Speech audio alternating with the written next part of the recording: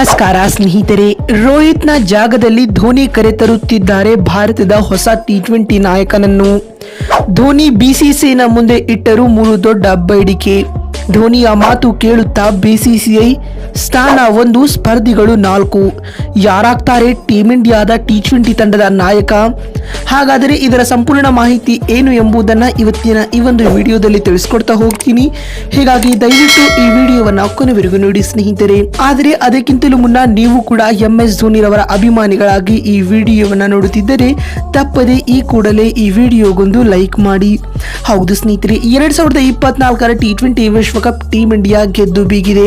MS ಧೋನಿರವರ ನಂತರ team ಇಂಡಿಯಾಗೆ ICC ಟ್ರೋಫಿಯನ್ನ ತಂದುಕೊಟ್ಟ ವಿಶೇಷ ಸಾಧನೆಯನ್ನ ರೋಹಿತ್ ಶರ್ಮಾ ನಿರ್ಮಿಸಿದರು.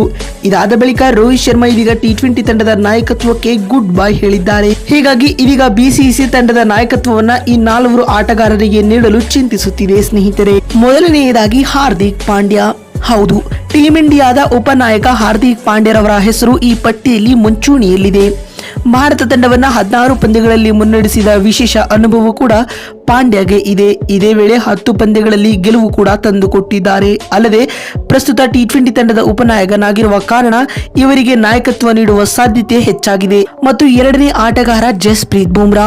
ಹೌದು ಸ್ನೇಹಿತರೆ, ಭಾರತ ತಂಡಕ್ಕೆ ಕೇವಲ ಬ್ಯಾಟ್ಸ್ಮನ್ ಗಳನ್ನ ಮಾತ್ರ ನಾಯಕರನ್ನಾಗಿ ಮಾಡಲಾಗುತ್ತಿದೆ ಎಂಬ ಅಪವಾದವು ಈ ಹಿಂದಿನಿಂದಲೂ ಕೇಳಿ ಬರುತ್ತಿದೆ. ಇದೇ ಕಾರಣದಿಂದಾಗಿ ಈ ಹಿಂದೆ ಟೆಸ್ಟ್ ತಂಡದ ಉಪನಾಯಕರನ್ನಾಗಿ ಜಸ್ಪ್ರೀತ್ ಬುಮ್ರಾ ರವರನ್ನ ನೇಮಕ ಮಾಡಲಾಗಿತ್ತು. ಇದೀಗ ಟಿ20 ತಂಡಕ್ಕೂ ಬುಮ್ರಾ ಹೆಸರು ಕೇಳಿ ಬರುತ್ತಿದೆ.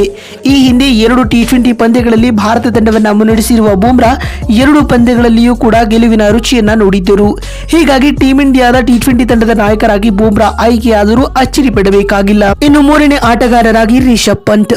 ಹೌದು, ಮಹೇಂದ್ರ ಸಿಂಗ್ ಧೋನಿರವರ ಉತ್ತರಾಧಿಕಾರಿಯಾಗಿ ಬಿಂಬಿತವಾಗಿರುವ ರಿಷಬ್ ಪಂತ್ ಕೂಡ ಈ ಹಿಂದೆ 5 ಪಂದ್ಯಗಳಲ್ಲಿ ಟೀಂ ಇಂಡಿಯಾವನ್ನ ಮುನ್ನಡೆಸಿದ್ದಾರೆ. ಈ ವೇಳೆ ಟೀಂ ಇಂಡಿಯಾ 2 ಮ್ಯಾಚ್ಗಳಲ್ಲಿ ಜಯ ಸಾಧಿಸಿದರೆ 2 ಮ್ಯಾಚ್ಗಳಲ್ಲಿ ಸೋಲನುಭವಿಸಿತ್ತು. ಇನ್ನು 1 ಪಂದ್ಯವು ಕಾರಣಾಂತರಗಳಿಂದ ರದ್ದಾಗಿತ್ತು. ಇದೀಗ ಧೋನಿ ಬಳಿಕ ಮತ್ತೆ ವಿಕೆಟ್ ಕೀಪರ್ಗೆ ಕ್ಯಾಪ್ಟನ್ ನೀಡಲು ಮುಂದಾದರೆ ಪಂತ್ಗೆ ನಾಯಕತ್ವ ಒಲಿಯಲಿದೆ ಸ್ನೇಹಿತರೆ. ಮತ್ತು 4ನೇ ಆಟಗಾರನಾಗಿ ಸೂರ್ಯಕುಮಾರ್ ಯಾದವ್. ಟಿ20 ಸ್ಪೆಷಲಿಸ್ಟ್ ಬ್ಯಾಟರ್ ಆಗಿರುವ ಸೂರ್ಯಕುಮಾರ್ ಯಾದವ್ ಭಾರತ ತಂಡವನ್ನ 7 ಟಿ20 ಪಂದ್ಯಗಳಲ್ಲಿ ಮುನ್ನಡೆಸಿದ್ದಾರೆ.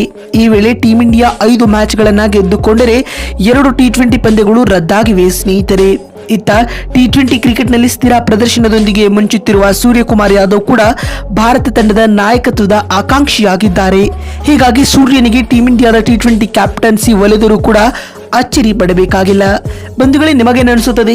ಈ 4ರಲ್ಲಿ ಯಾರಿಗೆ ಟೀಂ ಇಂಡಿಯಾದ ಟಿ20 ತಂಡದ ನಾಯಕತ್ವದ ಪಟ್ಟವನ್ನು ನೀಡಬೇಕು ಎನ್ನುವುದನ್ನು ಕಾಮೆಂಟ್ ಮಾಡುವ ಮೂಲಕ ತಪ್ಪದೇ ತಿಳಿಸಿ. ಮತ್ತೊಂದು ವಿಡಿಯೋದಲ್ಲಿ ಸಿಗ್ತೀನಿ. ಅಲ್ಲಿವರೆಗೂ ನಮಸ್ಕಾರ, ಧನ್ಯವಾದಗಳು ಸ್ನೇಹಿತರೆ.